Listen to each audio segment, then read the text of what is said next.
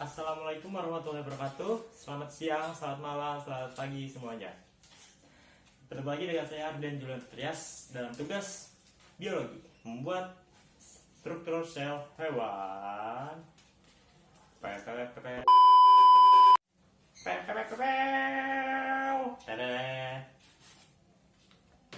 Ya, jadi dalam membuat model struktur sel hewan ini kita memerlukan beberapa barang yang cukup mudah ditemukan di mana-mana. Contoh, kertas HPS. Untuk apa kertas HPS? Selain untuk menggambar pola-pola struktur, perlu model, dan yang paling utama adalah gabus.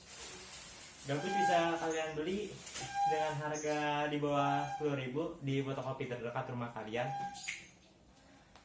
Dan langsung saja kita bahas. Jadi alat-alat yang dibutuhkan selain gabus dan kertas adalah spidol untuk mewarnai, lakban atau bisa diganti dengan lem, dan juga tusuk lidi. Dan untuk alat-alatnya memerlukan gunting dan solder. Melubangi dengan mudah. Karena apa? Karena gabus itu sangat tidak tahan terhadap panas, sehingga akan sangat mudah dipotong dengan solder, dan bentuknya pun bisa rapi. Jadi langkah pertama yang kita perlu lakukan adalah membuat pola pada gabus sehingga dapat membentuk bentuk sel. Kalian bisa membuat bulat, membentuk lonjong, dan sejenisnya. Jangan semirip mungkin. Setelah kalian buat model seperti ini, model bisa kalian langsung potong sesuai ukurannya, sesuai polanya. Lalu kita masuk ke tahap kedua, yaitu menggambar model-modelan.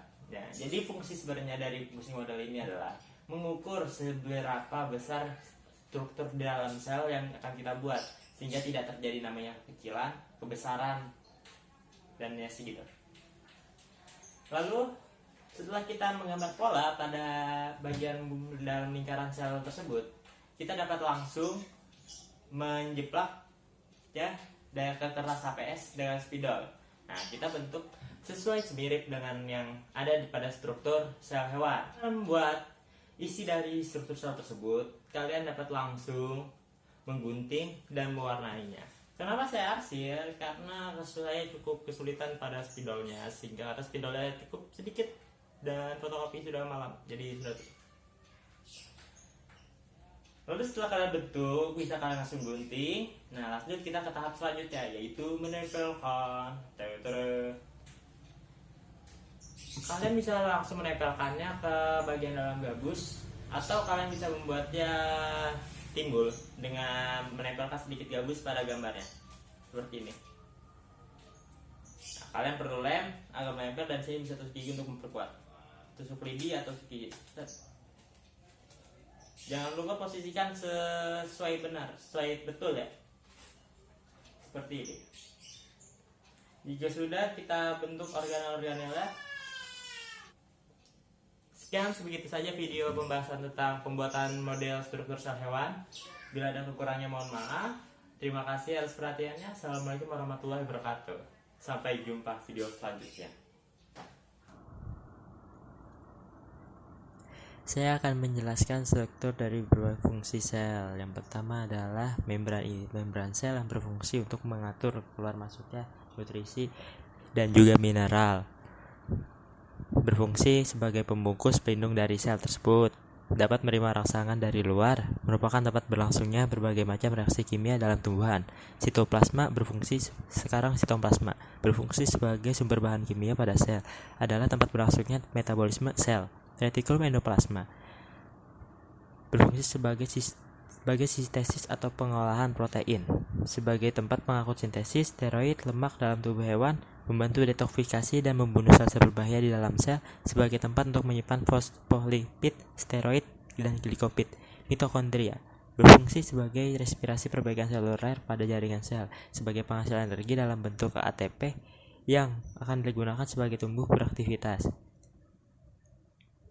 Lisosom organel berfungsi sebagai mengontrol pencernaan intraseluler, sebagai alat untuk mencerna materi dengan menggunakan fagositosis, sebagai tempat pengajaran organel sel yang telah rusak, sebagai tempat pemasukan makromolekel dari luar menuju ke dalam sel, mekanisme endositosis.